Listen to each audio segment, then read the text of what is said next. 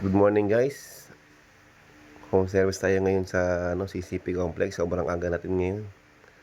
Stress pa lang pero iniwan ko yung sasakyan ko doon sa may parkingan kasi buti Maynila ngayon. Malapit lang sa terminal ng bus kaya magabas na lang tayo. Ito, waiting tayo ng bus dito papuntang Buendia, Manila. Yan, 4 AM tayo nakasakay ng bus. 5 tayo dumating ng Buendia. Ayan, sumakay tayo ng angkas dito papunta ng CCP Complex. Yan, dito tayo nag-antay sa customer kasi dito niya iniwan yung sasakyan niya. Puti, may malapit na parkingan na nasiraan siya. Ito yung nasira sa customer na pulley. Papartan natin ng bago yan. Ayun na yung bago niya.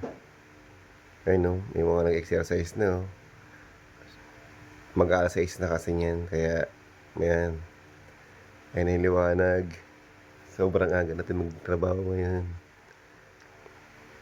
Tinakabit natin na pulley. Ay, oras 5:55 ng umaga, Sunday ngayon.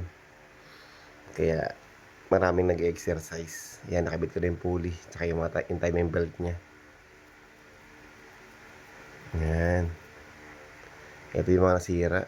Yung pulley. Parang siya pulley. Tapos, yan, sunog. Yan. Maliwanag na. Nandiyan na yung mga nag-exercise. Yan, maliwanag na. Hindi na yung mga exercise. Yan. Ayun, ang dami ng tao. Maliwanag na. Natapos ko rin yung sakyan. Kasi may lakad yung customer papuntang Bulacan. May kasal na pupuntahan. Kaya inagahan natin yung gising. Para magamit yung sasakyan. May mga nagsusumba-sumba na dun. Malayo lang sa atin eh. Sinum ko na lang. Ayan. Sumba-sumba. Ayan. Yan. Tapos na. Para makauwi na tayo. Okay. Bye-bye.